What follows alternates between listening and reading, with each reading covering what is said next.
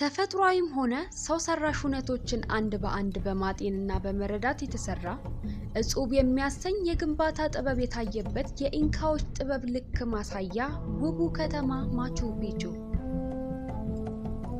From an engineering point of view, we just have to stand back and say that's really impressive.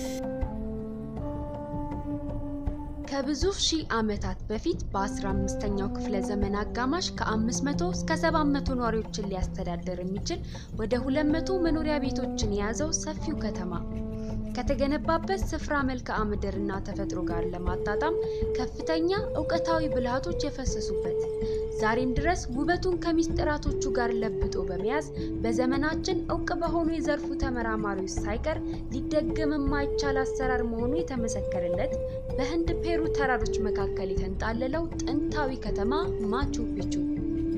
Without cranes, without machines as we have today, this is a really amazing achievement and probably unrepeatable. In Machu Picchu, they have an incredible understanding of their environment. But in Machu Picchu, on top of a mountain, that is something special. ከዚሁ ውብ ከተማ በ80 ኪሎ ሜትር ቅርበት ላይ የሚገኝ ኮስኮ የተሰኘ ከተማ በ1950 ዓመተ ምህረት ከፍተኛ የመሬት መንቀጥቀጥ ማስተናገዱ የሚታወቅ ሲሆን በ16ኛው ክፍለ ዘመን በስፔን የኪነ ህንጻ ጠበብት የተሰሩ ህንጻዎች ሳይቀሩ የፈራረሱበት ክስተት ነበር። ይሁን እንጂ ማቹ ፒቹ በክስተቱ ምክንያት ከፈራረሱ የኮስኮ ከተማ ግንባታዎች አንፃር 100 ዓመታትን ቀደም ብሎ የተገነባ ቢሆንም እስከዛሬዋ ዕለት ድረስ ሳይሰነጣጠቅና ሳይፈራረስ እንደነበረ ሆኖ መዝለቅ ያስቻለውን ሚስጥር ለማወቅ የዘመናችን አጥኚዎች ማስረጃዎችን መፈለግ ጀምረዋል። በመጨረሻም በአርኪኦሎጂስቶች በውሃ ላይ ስፔሻላይዝ ባደረጉ አርኪኦሎጂስቶች በአርኪቴክቶች እንዲሁም በሌሎችም ተያያዥ ሙያዎች ላይ ዕውቅ የሆኑ ተመራማሪዎች በማቹ ፒቹ ዙሪያ ለሚነሱ ጥያቄዎች በሙሉ ጥልቅና እልህ አስጨራሽ ጥናቶችን በማድረግ መልሶቻቸውን ይፋ በማድረግ ላይ ይገኛሉ። የተወደዳችሁ አድማጭ ተመልካቾቼ እንደምን አላችሁ?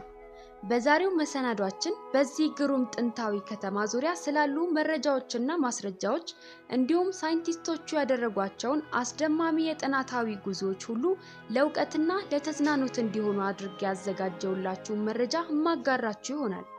እናንተም ክቡራን ተመልካቾቼ ይህን መሰናዶ በብዙ ድካም ስላዘጋጀሁት ላይክ፣ ሼር እና ሰብስክራይብ በማድረግ ድጋፋችሁን እንድታሳዩኝ ጠይቃለሁ። በፓርት 1 ላይ ሳይንቲስቶቹ ስለ ቦታው የሰጧቸውን ግሩም ጥናታዊ ማብራሪያዎች ማየታችን ይታወሳል። ላላያችሁ ሊንኩን ዲስክሪፕሽን ላይ ስለምተውላችሁ እየገባችሁ እንድትመለከቱት እየጋበዝኩኝ ወደ ዛሬው መሰናዶ ያልፋለሁ። ለተመራማሪዎቹ ፈታኝ ከነበሩ ጥያቄዎች መካከል መሰረታዊና ጥልቅ ጥናትን የሚፈልገው ጥያቄ ማቹ ፒቹ ከተማው በራሱ እንዴት ተገነባ የሚለው ነበር። ከተማውን ለመገንባት የተጠቀሙባቸው ጥሬ ዕቃዎችስ ምንጭ የት ነበር? በኢንካ ከተማ ማቹ ፒቹ በስተምዕራብ በኩል ያለ ቦታ ከተማው ከመገንባቱ በፊት ቦታው ምን እንደነበረ ፍንጭ ይሰጠናል። በዛም ቦታ ላይ ጥናት በማድረግ ለህንጻዎቹ ግንባታ የተጠቀሙበት ጥሬ ዕቃ ምንጭ በተፈጥሮ ሂደት የተፈጠረ ግራናይት በመባል የሚጠራ የድንጋይ አይነት መሆኑ ተረጋግጧል። Granite is a very hard material. ግራናይት በጣም ጠንካራ ማቴሪያል ነው። ለመስበርና ቅርጽ ለማስያዝ አስቸጋሪ ከሆኑ ማቴሪያሎች ውስጥ አንዱ ቢሆንም ግን ከተማውን ሙሉ በሙሉ ለመገንባት መርጠውታል። የማቹ ፒቹ አርኪኦሎጂያዊ ክፍል ዳይሬክተር የሆነው ፈርናንዶ አስቴቴ ለብዙ ዓመታት ቦታው ላይ ጥናት ሲያደርግ የቆየ ሲሆን ሊማታይት የተባለ ድንጋይ በቦታው ላይ እንደሚገኝና ኢንካዎች የግራናይት ድንጋዮችን ቅርጽ ለማስያዝ ይጠቀሙባቸው እንደነበረ ገልጿል። ይሁን እንጂ ቅርጽ ያስያዟቸውን ድንጋዮች በምን ዘዴ ለ500 ዓመታት ያህል ሳይሰነጣጠቁና ሳይፈራረሱ እንዲቆዩ ማድረግ ቻሉ የሚለው ሐሳብ ሌላ ጥያቄ ነበር። ለዚህም ፈርናንዶ አስቴቴ መልስ የሚሰጥ ማስረጃ አግኝቷል። ይህም በግንባታው ላይ በኢንካዎች የተተወልን ማስረጃ ነው በማለት ከቦታው ላይ የተረዳውን መልእክት በዚህ መልኩ አብራርቷል። እዚህ በኢንካዎች የተተወልን በጣም ግልጽ የሆነ ምሳሌ እናገኛለን።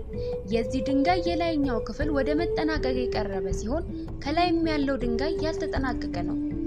አንድ ጊዜ ሲቀርጿቸው እርስ በርስ እንዲጋጠሙ አድርገው ነው። እዚህ ጋር ይህንን ድንጋይ እየተሸከመ ማስደገፊያ ድንጋይ እናገኛለን። እናም ይህን ብናነሳው ይህኛው ገጽ ከዚህኛው ገጽ ጋር ይጋጠማል በማለት ኢንካዎች በሚያስደንቅ ዘዴ ድንጋዮቹን ሳያዛንፉ መደርደር መቻላቸውን ተናግሯል። እናም አሁን በመሬት መንቀጥቀጥ ወቅት የኢንካ ህንጻዎች ከ10 ዓመታት በፊት ከተገነቡ ግንባታዎች አንፃር ይልቁኑ ተቋቁመው ማለፍ ይችላሉ። And now, in times of earthquake, it's the buildings of the Incas that survive rather than the buildings that were built 10 years ago.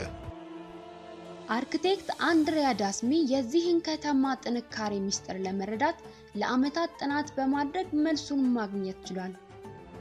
In the first layer, በመጀመሪያው ንብብር አነስ ያሉ እንደ ክብ ቅርጽ ያላቸው ድንጋዮች አሉ።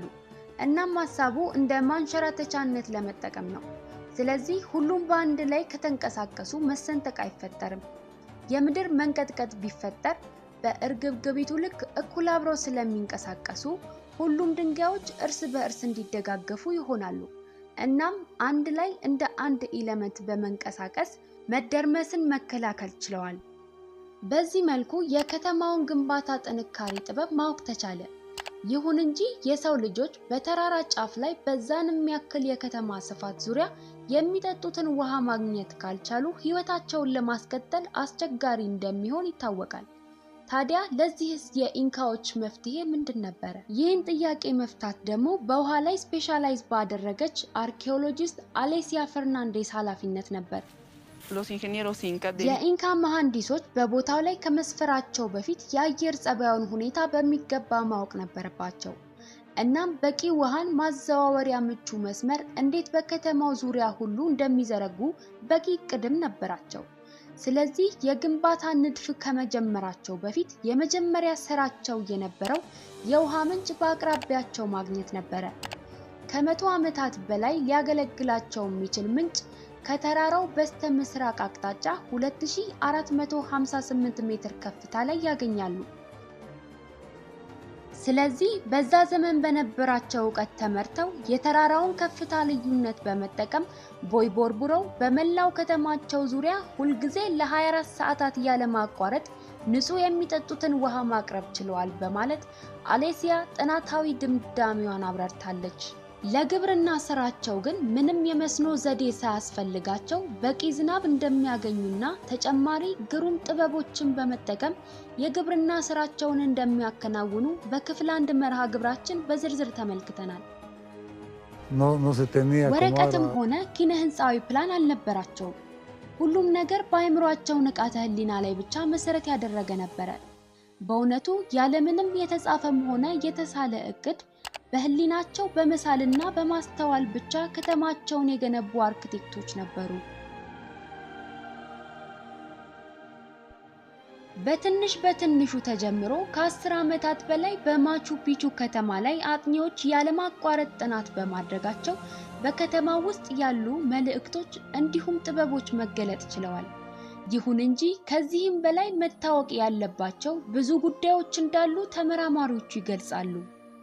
And there's still a lot of things that we do not understand fully. አጥኚዎቹ አላረፉም። በሚገርም ተነሳሽነትና ቆራጥነት ጥናታቸውን ዛሬም ቀጥለዋል። ሰፊ ጥናት አድርገው ግሩም መረጃዎችን በጥሩ ማብራሪያዎችና ማስረጃዎች ደግፈው ወደኛ በማድረስ ስለ ማቹ ፒቹ በያለንበት እንድናውቅ ላደረጉን ተመራማሪዎች በሙሉ አድናቆቴን በመግለጽ መረጃዎቹን አጋራዋችሁ። አብራችሁን እስከ መጨረሻው ስለቆያችሁ ከልብ እያመሰገንኩ በሌላ ቪዲዮ እስክንገናኝ ሰናይ ቆይታ ተመኘውላችሁ።